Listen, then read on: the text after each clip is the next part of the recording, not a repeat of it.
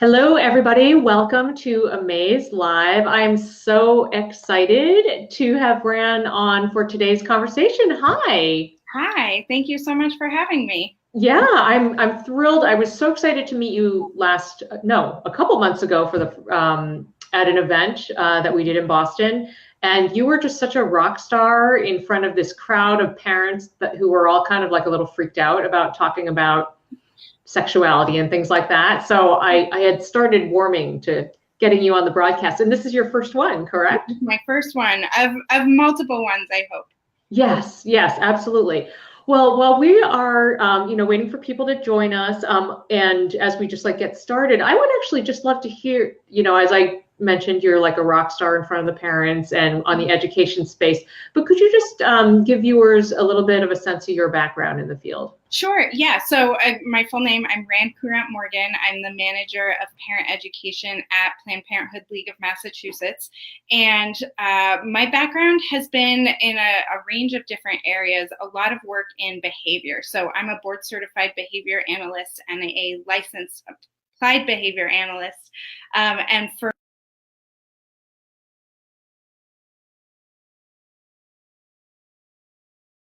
or other developmental disabilities. And I've taken a lot of that work that I have done with parents in that context, and I'm applying it now to the work we're doing around having conversations. So having conversations is about changing some behavior and changing the environment around that behavior. So how can we help change the environment and change the conversations to make these conversations more accessible for folks? That's awesome. And, I think that, well, first of all, I apologize. We seem to be having a little bit of internet issues. So I cut out for a second there. I could hear you the whole time. So if you saw me disappear, that's what happened. But I think that's so interesting because really I feel like this is a time of change, and just the conversations we're having with kids are different. The conversations that parents are having are really different. So, on that note, and I admire like the work that you guys do so much, and so it's been really awesome to interface more this past year. So I would love to just jump in. I know your time is precious, and I know you're a little under the weather, so I appreciate you still logging in for this. This, I feel like right now, especially around gender, there's a whole new vocabulary that's happening for people. I think it's a little intimidating. I think it can be confusing for people just because it's new, anything different and new. So, I would love for you to talk a little bit about what you might recommend for, parents or just anybody who is sort of working on getting over some really long baked, assumptions about gender and what that means. Yeah, I think that's a great question, and it is really common. I think in our work with parent education programming, we're always coming to things from the perspective that parents are the experts on their families and their children. And that doesn't mean that they have to be the experts on everything else out in the world, right? And so there are resources like Planned Parenthood League of Massachusetts that can come in and support parents in having the conversations that are appropriate for them and their family. And that also applies to gender. So I often talk to parents who are really nervous about using the wrong words, or they're hearing their children use new words, or I'm sure we've all been on one end or the other of that eye roll where you say something and your kids are like, oh, you can't say that, or your parents say something and you're like, oh, you can't say that. The biggest thing around these conversations for gender is just to be really open to it. So there's a program called the Family Acceptance Project that does a lot of work and research in this area. And I can get you the URL, but it's also the first real link that shows up when you search Family Acceptance Project. And one of their main findings is that young people are most successful, in terms of self-esteem and health and general metric outcomes when their parents accept them, which is not to say that their parents necessarily know the words to use or entirely understand or agree, but just accept them. And that acceptance makes an enormous difference in the health, happiness, and safety of young people. And we know that is what parents want the most, right? For their young people, for their children to be healthy and safe in the world. Yeah, well, so you're reminding me, I'm going to put links to everything we're talking about, in the comments after this broadcast so people can access them. And given the current headlines with all the college scam stuff, this, whole accepting kids where they are and where they at, that's been very top of mind. But like, how does, what's the language around that? Like, especially if a parent doesn't understand, is it as simple as saying, hey, wow, this is new to me and I don't really understand this, but I love you. Like, what does that language look like? Yeah, I think that is a great example. I think a lot of it depends on how it's coming up in the conversation. So it's obviously going to be different if the young person is asking a question as opposed to the parent wanting to bring something up. Those might look a little bit different. One recommendation that we make a lot of the time is just to try to remove some of the gendered language, to leave that door open to young people asking questions or sharing their thoughts. So saying things instead of, do you want a boyfriend someday, whether you're talking to, regardless of the gender of the young person you're talking to, instead of saying, do you want a boyfriend someday, maybe saying, do you want to date someone someday? So not putting that intentional gender in there, or making it so that either they have to answer you without telling you something about themselves, or they have to correct you, which can be uncomfortable for young people. So instead of saying, do you want to have your girlfriends over for a movie night, saying, do you want to have some friends over for a movie night? Things like that. It seems so simple, right? It does. And it's so hard because this isn't something, and I feel like this is such an important thing to note too. This isn't just that someone hasn't been taught these things. This is our whole culture. We're learning a new language and a new way to think about it. And I recently heard someone say, this is the water we're swimming in. It's hard to look around and see the water because we're swimming in it. So it does take a little bit more thought. Another resource that I really love that just gives an example of this, but around something that I think people have a hard time thinking there could be an example of it, is Corey Silverberg's book, What Makes a Baby. Have you seen this book? It has great pictures. It is appropriate for small kids as well as for adults. I have a lot of adults who really enjoy looking at it because it talks about making a baby without ever using gendered language. And you certainly could pull gender into it, but it talks about where making a baby, you need a sperm, you need an egg, you need a uterus. And none of that is specific to, a man's or a woman's or any of that, just what the parts are. And I think those are some really good examples of thinking about having conversations without specifying gender.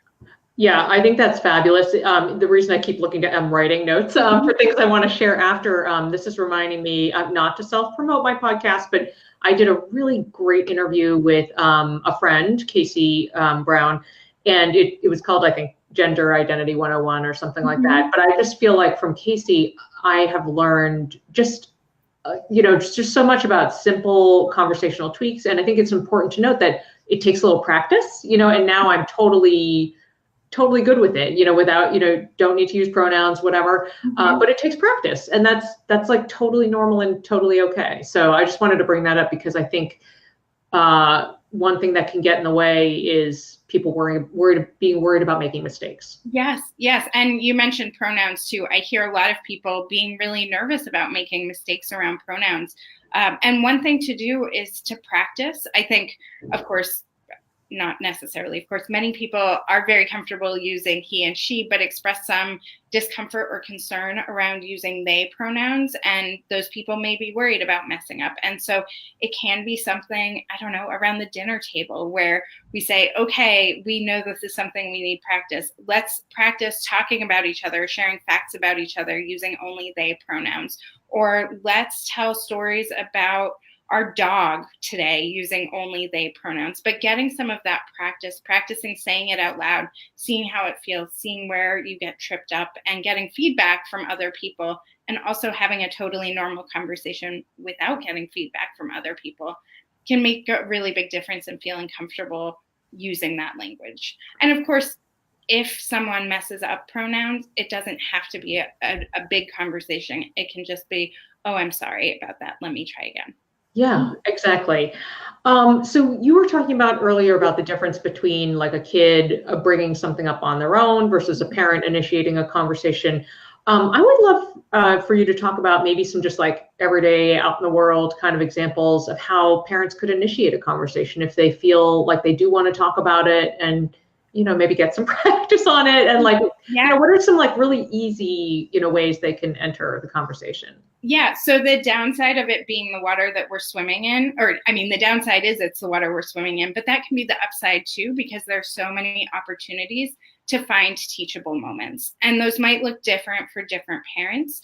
One example is if someone is in the store and they're, say, the toy store, and there is a toy that has only little boys on it, then a parent could start a conversation by saying, hey, what do you think about that packaging, right? And not necessarily saying that's right, that's wrong, but do you notice anything about it? What do you notice about it? What does that bring up for you?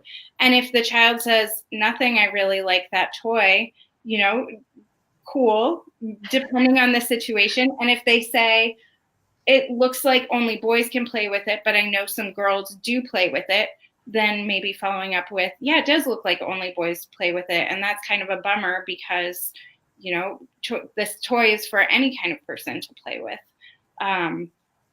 Or maybe they have really strong feelings. So depending on where the parent is in the conversation, what's jumping out at them, just noticing those things and asking for their young person's perspective on that can give them sort of a step in the next direction, just one step forward. I think that's great advice. And, it's interesting, like, I think a big part of this communication thing is parents feel like they need to just like blah and like and go on. And really, I think a big part of the solution is just kind of asking and seeing where your kid is at with something, because they may have things on their mind that like you just have no idea about. It's very right. Interesting. Right. And they might have really different or really accurate information. We talk a lot in our parent workshops about our adult brains or our adult lenses. And when a young person asks a question that we interpret and we jump in with the answer to the question that we think they're asking. But sometimes they're asking a really different question than that. And so to say, thanks so much for asking me, what do you think about that thing? Or what made you think of that? Or what brought that up for you? Can all give you a lot more information to either say, yeah, actually, that's really accurate. Or, wow, you actually know a lot more than I do about that subject, and I'd love the chance to look into it a little bit more. Or it can buy you a few seconds to be like, oh, I really don't know anything about this subject, and I'm so glad that you're coming to me, but I think I need to look into this a little more before I give you information. That's so great. And I'm glad you brought up adult lens, because actually just last week, and I'll link it up in, after, but I talked.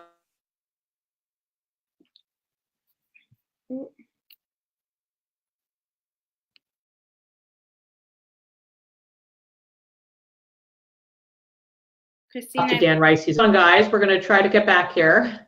Oh, great. Are you back, Glenn? I'm back. Okay, great.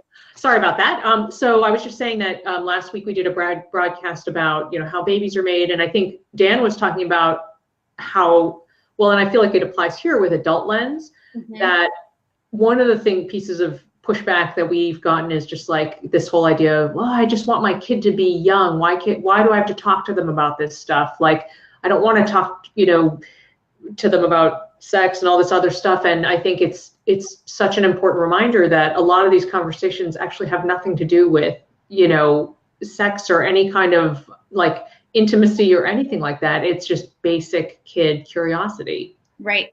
And we talk a lot about scaffolding too. So there are questions that kids have at younger ages that are really laying the foundation for the questions and experiences that they may have at an older age. So if a kid has a question about sex at age 2 or 4, that doesn't mean that we're going to give them information about erotic components, but we can answer their questions for where they are, right? And also asking that follow-up question, what do you know? What do you think? Can get more information so that you're only answering the question that they're asking and not giving them more information than they're ready for in that moment. Oh, that's so great.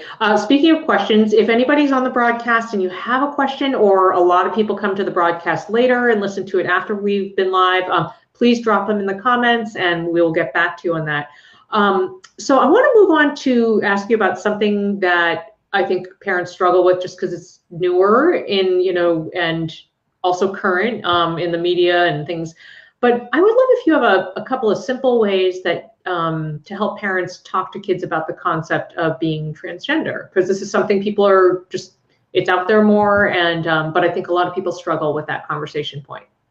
Yeah, I think that goes back a lot to what I was saying earlier about not necessarily having all of the answers and being able to address the question that a young person has. So for local folks in Massachusetts, we have our parent workshops, and we actually have a workshop on gender and sexual identity, which breaks it down a little bit more in a way that I think is easier to understand. So we're talking about sex assigned at birth. That is being when a doctor looks at a baby and says it's a boy or it's a girl or it's intersex, and that is another longer conversation.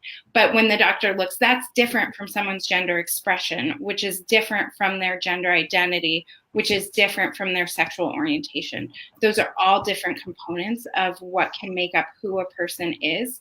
And I think that having the language to separate those out and think of them as pieces that overlap and may be related but aren't necessarily related can help have those conversations.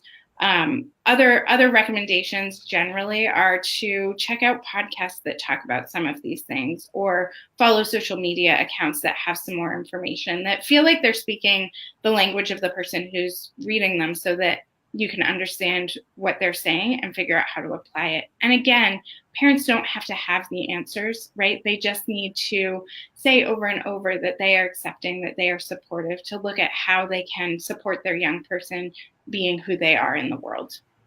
That's awesome. I'm going to link up, the home talks and everything. That was like years ago when I first started my website, Boston Mom, as I had gone to like a home talk, and it was just, it was so awesome. It was totally life-changing. And we also have some content on, gender expression videos, stuff like that. So I'll be sure to link those up. But I wanted to close. I know we're running out of time here, but you guys have started something really cool called Kids Ask. And I would love for you to tell people about that resource a little bit. And then I'm also curious to know if you've been seeing, or like what kinds of questions you might be seeing from parents related to gender. Yeah, so Kids Ask is, I'm so proud of Kids Ask, and it's always growing and morphing a little bit. So often in our workshops, we've had parents say, "This was so great. I wish I could pull you out of my pocket when my kid asks a question." And we've heard that over and over again. And so in response to this, we developed this website called Kids Ask, it is a website, not an app. So it's accessible on a desktop or on a computer. It's kids-ask.org. And it provides a couple of things. One, it provides a framework for either answering questions or starting a conversation. So I talked a little bit about validating a statement, when a young person comes to you and has a question and you say, "Thank you so much for coming to me," or "I'm glad you asked," or "That's a really common question." And then that clarifying statement, what do you think? What does that mean to you? Where did you hear about that? And tone is important there, because you do want it to be like, "Oh, where did you hear about that?" Not "Where did you hear about that?" Saying, "Yes, tell me more." And then it goes through the facts. So sharing something that you know about what they're asking, or saying, "I actually don't know much about it." It's okay not to have the answer in the moment. And then the last two pieces are the feelings and the values. And sometimes those are the same thing, and sometimes they're a little different. So a feeling might be like, "I'm so glad we're talking about this," or a feeling morphed with a value might be, "It's really important to me that you know that I love you no matter what." Or those could be two separate things. A value could be, "In our family, it's really important that you know that," whatever the thing is. And so the website has all of these pieces put together, and you can sort of build your own script. Also, for the values and for some of the feelings and the facts, we really have sentence stems, because each parent is the expert on their family and their values. So we're not going to say, "This is what your value should be." It will say something like, "In our family, we believe that blank, and this means blank." So in our family, it's important to respect people's personal space, and this means we ask before we hug them, for example. But you can put in whatever feels most appropriate for you. And then it also has common questions that parents tell us they are asked, and answers to those questions in the facts section that are age-appropriate, medically accurate answers for those young people. And so you can sort of scroll through different ages and topics and answers. And then if something seems a little off to you, like if one of the validations is, I am so pleased that you came to me, and you're, I would never say, I'm so pleased that you came to me. You can type right over that and it will still pop up in the script. And it's so important, looking at this from a behavioral perspective, that we practice saying these words out loud. And the more that we can say, great question, I'm so glad you asked, or I'm glad that you came to me with this, the easier it is in those actual moments. And so the tool is both to help parents come up with the words that are comfortable with them, as well as to see what questions they might not have been asked yet, but that are common questions for those ages, as well as what some of those answers might be. I think it's so genius. And, you know, that is something we also hear from people, just like, okay, tell me the exact words to say, please. So I think it's such an awesome resource, and I will, you know, also link that up. So is there anything, you know, I know we've got to wrap up, but is there anything that you wanted to touch on that we didn't cover? Or, you know, I know this is a huge topic. Yes, it is a huge topic. Two things. First, I have been informed that it's important for me to say that often at our home talks, there is wine and cheese. Not all the time, does not need to be the most important thing, but some folks are a fan. So that is certainly an option, to get a group of friends together, have some wine and cheese, have these conversations about how to have the conversations. And the other thing that we just come back to over and over is that parents want the best for their kids. And if parents can keep that front and center in these conversations, how do I keep coming back to supporting my young person and to making sure that they feel safe and supported? That's the first thing above everything else. And it's okay if we don't have all the answers. I love that. That is, you know, the perfect way to close. And I'm just so grateful for you for taking the time out of your busy schedule, for taking the time when you're not, you know, feeling 100% well. And this was just wonderful. And thank you so much for your time. Thank you. All right. Take care, everybody. Talk to you later.